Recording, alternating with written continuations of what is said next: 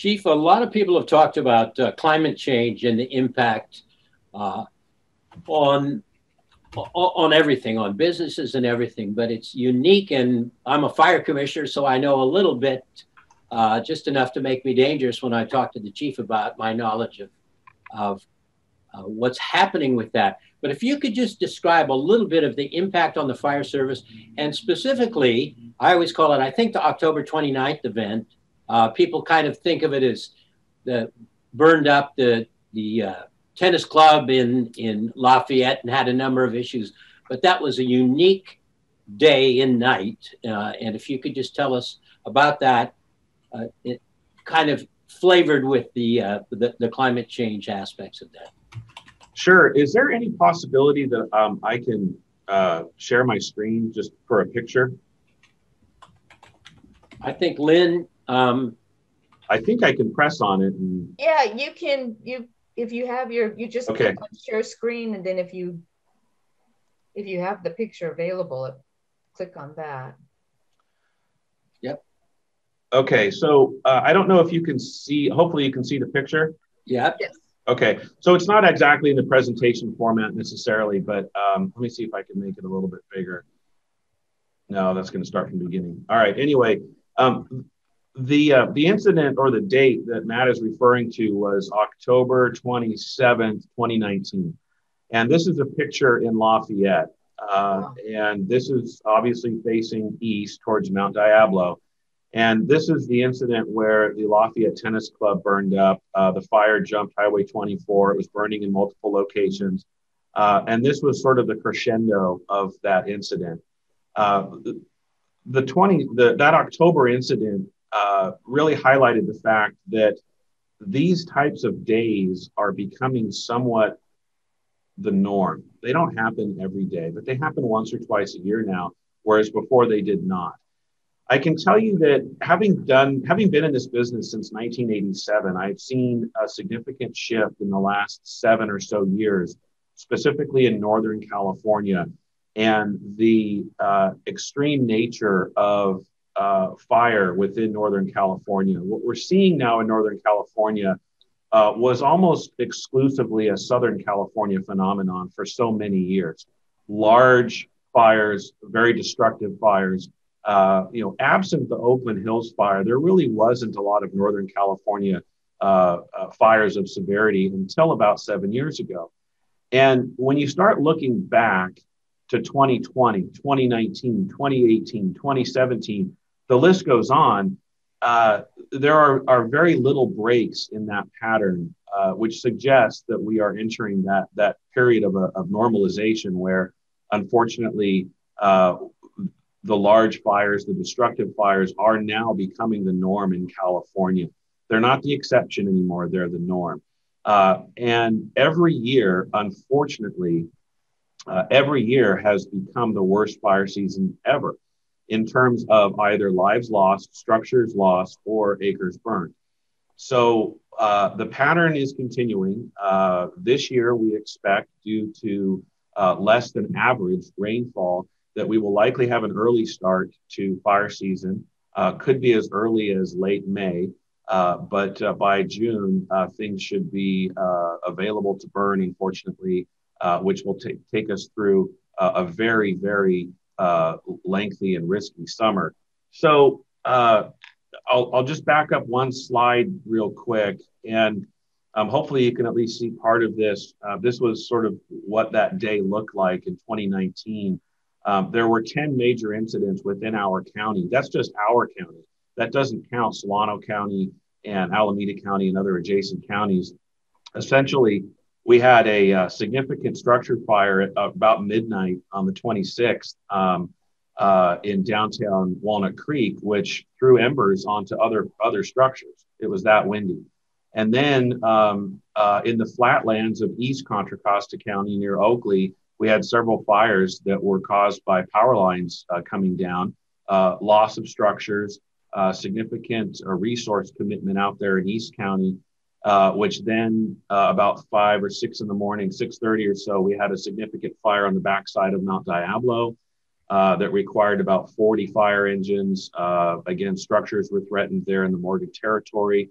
And then the very unusual event, and this is fairly telling about the severity of the issues within Contra Costa County in California. There was a very significant vegetation fire near Cummins Skyway in Crockett. And it was determined that that was just one of about maybe 10 fires within the Crockett area. They were all started from ember cast and firebrands that were being launched across the Carquinez Strait from a very significant fire in Vallejo. So that's how strong the wind was, and that's how receptive the fuels were in Crockett to accept that firebrand from about a mile away at where it landed, and then it took off in Crockett. From there, we ended up with several other incidents throughout Contra Costa County that culminated in the late afternoon in Lafayette and Martinez. Remarkably, throughout all of this, at least within Contra Costa County fire, the only structure that was lost was the tennis club in Lafayette. And so a pretty harrowing day. We have some folks that have worked a long time for CAL FIRE before coming to Contra Costa County Fire, and folks that have been very active throughout the response up and down the state. And many of our folks said this is the most fire they've seen in their career in one day, just unheard of. The problem is the unheard of, the unprecedented is now becoming not so unprecedented. The firestorm that went from Lake Berryessa down into Solano County last year, I was at for a little over 24 hours, and we lost 250 structures in the Vacaville area, primarily because there weren't any fire engines available.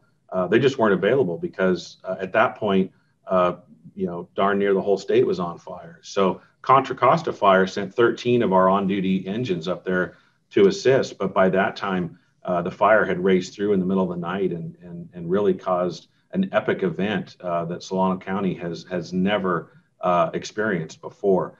So regardless of what we want to call it, climate change or anything else, we are absolutely seeing an increase in frequency and severity of fires throughout the northern part of the state and in Contra Costa County as well. Last year, 2020 was one of our busiest years. Thankfully, with the combination of bulldozers and hand crews that we put in service last year for the first time, and basically the concept of trying to overwhelm the small fire in Contra Costa County, we didn't have a lot of fires of major significance, but our actual quantity of fires was over double what we had in 2019. Chief, with that in mind, when you talk about those incredible resources on that particular day, could you talk a little bit about the pre-positioning program that I think you were a part of, and Chief Carmen back with the state, and the concept of anticipating these kinds of issues ahead of time and perhaps getting fire apparatus where they should be in anticipation of events? Sure. I'll just for a quick visual, I'll share my screen again. Just so there's a little bit of context. So what you see is what we call a strike team. There's 5 fire engines there in that picture. And Chief Carmen and myself and some chiefs from Southern California, as well as the California Fire Chiefs Association, amongst others, a few years ago, probably 4 years ago now, went up and really lobbied the governor's office to, and we spent days walking the halls of the Capitol, lobbying the governor to put together a system where the state would fund a program called pre-positioning to fund putting resources above and beyond what's normally staffed on a daily basis in areas where there's a high fire threat. So an example would be a red flag warning, north winds, low humidity, high temperatures. What we would do is increase staffing. It may be our own staffing that we increase above and beyond the norm, or we may call on San Francisco to come over with a strike team. And so the picture you have there is a strike team. A strike team is 5 fire engines, and then there's a leader, usually a chief officer, and they would come and they would basically park in Contra Costa County for a period of 24, 48, 96 hours whatever it might be, to augment our staffing, given the fact that we are in a red flag or a heightened fire weather condition, and the likelihood of having a catastrophic event is higher than any normal day. So we were able to get $25 million of recurring funding from the state for local government to be able to put these programs in place. And we use the heck out of it. We pre-position all the time in Contra Costa County. So basically, anytime there's a red flag, you can pretty much count on the fact that there will be 5 additional engines, maybe from Contra Costa County agencies, but also just as likely from San Luis Obispo or San Francisco. Ironically, that October 27th, 2019, there was a San Luis Obispo strike team that was pre-positioned here as part of the program. So they added to our effective force on that day. So pre-positioning has become part of our new norm of flexing staffing to be able to get more resources in those areas, whether it's Contra Costa County, Solano, Alameda, Napa, wherever that fire risk is on a given day. And so far, the program has been very successful in getting resources to those counties and those areas, and they've made a difference. We had some fires in 2019 in Moraga and Orinda, where the pre-positioned resources were able to get in there and actually make a difference. And according to the fire chief from Moraga, Orinda, had they not been available, the outcome probably would have been different. So the ability to get a lot of resources on a fire very quickly is the key. And with pre-positioning, we're able to pre-position helicopters, dozers, hand crews, fire engines, all with the ability to get reimbursed by the state.